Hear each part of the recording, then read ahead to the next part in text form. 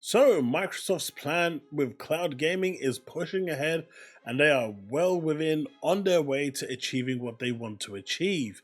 They have just announced their plans with cloud gaming being able to purchase play purchase games, and well, there is more news about that as well as Sony finally jumping onto the bandwagon where you do not need a PS5 in order to play PlayStation 5 games. They are clearly following the pursuit of what Xbox is doing as they see more and more revenue coming in, and Hiroki Totoki is no stranger to profits after he's clearly stated multiple times that the company needs to earn more money, and by earning more money he means more profits. And clearly after the disaster that was Bungie acquisition and then the disaster of Firewall costing them over $4 billion, they need to recuperate some of that money, and we're seeing that with games like Spider-Man 2 not even breaking even and cancelling DLCs and pushing their game to PC as soon as possible. But as they say, let's dive into it. Okay, so the first piece of news we're going to be looking at today is, of course, the xCloud Gaming Beta. It's still in beta, but now 50 of the games that you have purchased, you will be able to play on cloud gaming. Now, you may be remiss in actually figuring out how to do this, but all you need to do is on your phone, go to xbox.com/play. When you land here, the website itself will ask you if you would like to install the app, and it will auto download it and place it onto your dashboard for you. It is really that simple. They are bypassing the Google and iOS Play Store. I guess that's okay now. Either way, once you've done that, you'll have full access to those 50 games, and if you're wondering what those 50 games are, there's a whole bunch of them, from Animal Well, Balatro, Baldur's Gate. I'm sure some of you are going to want to get your kick in there. You've got Dragon Quest, which is perfect for this sort of thing. Final Fantasy XIV Online is a bit of a weird one, but it is playable. Pixel Remaster in its entirety, and the list goes on. This is just the first wave of games that you can buy that is going to be available for you. Of course, this is only available on mobile for the time being. Desktop, PC desktops and consoles will be coming as of next year, according to Aaron Greenberg. Now, as you know, Microsoft has been pushing this is an Xbox campaign aggressively, and this is their first step into making sure that every cloud-enabled device is an Xbox. Mobile phones were the weakest link here, but now they are not. And with this, as more and more users sign up to Game Pass to be able to play their games, and I don't even think you actually need Game Pass in order to do this, from my understanding is, as long as you've got an Xbox account and you buy the game on Xbox, or wherever you buy it, that's an Xbox game, you can stream it cloud gaming.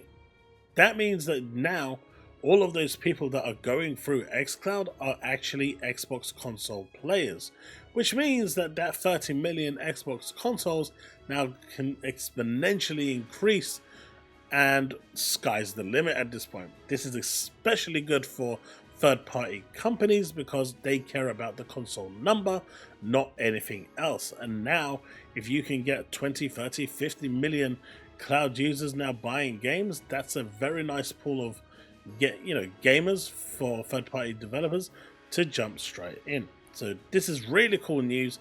I've tested the service out myself. It plays really, really well. You try it with the touchscreens, and I'm not a fan. I took out my Razer Kishi, and that worked perfectly well. So definitely give it a try if you're interested in this sort of thing.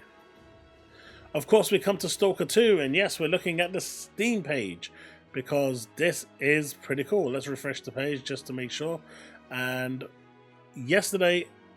earlier today, I should say, this was around 116,000. When I was streaming earlier today, it's dropped down to 90,000. That's not bad considering we are heading to, it's about 11 p.m. right now.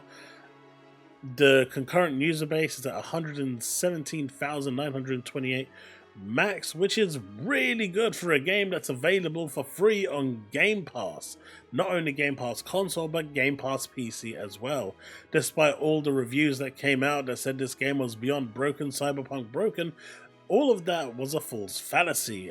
the review code that went out was missing the Day 0 patch, which had over 1,000 fixes.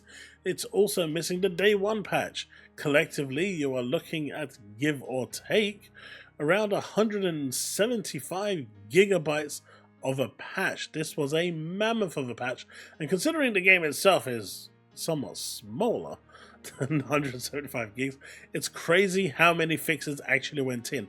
But of course, when the review codes went out, it went out without these fixes, and the game was in a bad state. It's really dumb that these review codes went out. They should never have gone out, and this is a massive failure on the part of Microsoft. They should not have allowed this. Of course, you've seen what's happened with their last two releases. Flight Sim has had a disastrous launch. Stalker 2 should have been their kind of prize jewel at this point, because this was a game that is exclusive, and they kind of dropped the ball on this one as well by sending out bad review codes. Well, not technically bad, but just in a bad state, expecting people to review it, and obviously people are going to review it badly. Either way, all the trolling and stuff, clearly the community has been enjoying the game, and those numbers themselves don't lie. For those of you that love Back 4 Blood, well, Back 4 Blood 2 could be on the horizon. There's a code name called Gobi 2, and that could very well signal Back 4 Blood 2. Now, I'm not sure if Gobi was the original codename for Back 4 Blood. Couldn't find that info out. But for those of you that do enjoy Back 4 Blood, this should be great news. PS Portal has finally come out with the fact that you can now cloud stream PlayStation 5 games without a PS5. Now, I know a bunch of people are going to come out and say, well, you can do this on the PS3, and then they canned it. Well, you've got the PC app. It's for PS4 games. Well, you can remote play. This doesn't need remote play. What it's doing right now is telling you, I don't need a console. I can just buy this and play the game. And I know people are doing mental gymnastics out there, trying to factor in the price of the Portal, the game, PlayStation Plus subscription and whatnot. It still comes cheaper than buying a PS5 and a subscription. This is really cool. Sony's clearly going on a much slower trajectory than Microsoft, whose plans accelerated greatly after the ABK deal went through. But Sony's going for the more controlled, kind of focus by having everything working on one kind of instance, one configuration, before they expand to other stuff. At least that's what I'm seeing. That's not a bad thing. Sorry, I hit the mic. That's not a bad option to do. But the big takeaway here is that Sony clearly, especially Hiroki Totoki, he has been watching what Microsoft is doing. He has to have been, because this sort of change doesn't happen overnight. And considering how much of a success the PS Portal has been according to Amazon and every PlayStation fan that you ask, none of them will tell you if it's been actually bad. They'll all say it's been a massive success. So whether it has been or not is a different matter. The bottom line is, this probably wasn't needed, but Sony is now seeing that what Microsoft is doing is definitely on the right track. It's bringing more gamers in, more ways to earn revenue.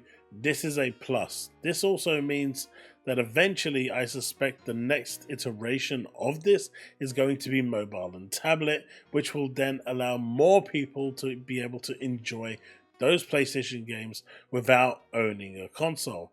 Did anyone say no console required? Well, now, PlayStation fans, you reap what you sow, man. You reap what you sow. You can now play PlayStation 5 games without a console. No console required. And the PS5 Portal, or the PS Portal I should say, is not a console.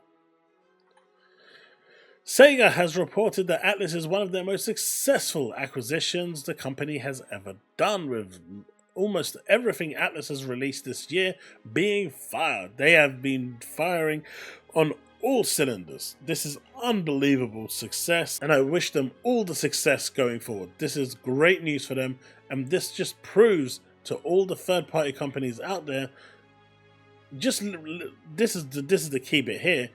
says that Metaphor's strong start was due to its high quality and using Sega's publishing power to launch the game, and here's the big one, simultaneously worldwide on multiple platforms. Basically a massive slap in the face to Sony because they love their exclusivity deals with third-party companies, and what Sega is saying here is, we're just not interested in that game anymore. What we want to do is release it everywhere because it makes us more money. And at the end of the day, this is a big snub for Sony, but it's the right attitude to have if you're a third-party company. We are seeing this now with Square Enix as a third party now coming out and saying, you know, the decisions that made the games exclusive to PlayStation, and you know, back during the PS2 and the PS3 and the PS1 days, even the PS4 days, that deal was very lucrative. But as games are costing more and more in order to develop, that exclusivity just isn't working. And as we've seen time and time again, PlayStation fans just don't buy enough games in order to warrant the, you know, the actual sacrifice of it. So interesting stuff. Shenmue, quick one over here. The publishing for Shenmue 3 has been transferred to Inin Games. This opens up the pathway now for Inin to actually release the game on Xbox for the first time in nearly a decade. This was a Kickstarter when it started. Sony covered like 50 to 70% of the actual development cost. Good for them. It has been an exclusive for a while. But now that the publishing rights is no longer with Dark Silver, or is it Deep Silver I believe it is, it's now with Inin, and this opens the floodgates for, or the opportunities I should say, for Shenmue 3 to appear on Xbox. If you're interested in this, do let me know in the comment section below.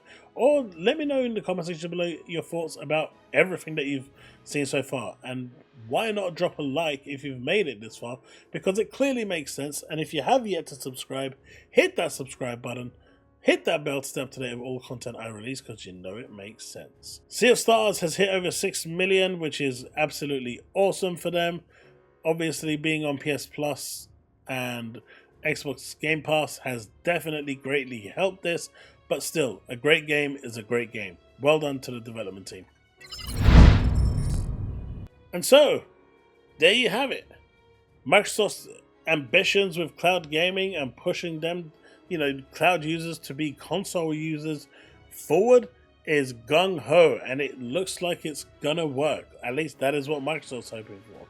PlayStation has finally entered the ring with the no console required, though they will never advertise that, and why should you? They are clearly now on the path where Microsoft has been venturing for quite some time. I suspect a year or so, probably up to a year max. Even the so part shouldn't factor into this. We will be seeing more, you know, bigger strides with mobile phones and tablets as Sony enters that foray much easier. And who knows, eventually we'll probably get the app on TV as well. Well folks, that is it. That's everything. Thanks so much for watching, and I'll see you in the next one. Don't forget, if you are a YouTube member, we will be doing a member stream tonight, so hopefully you'll turn up and we can have some good fun. Games to download: Call of Duty, Zombies, multiplayer, Fall Guys, and some Halo Infinite multiplayer. Peace out, folks.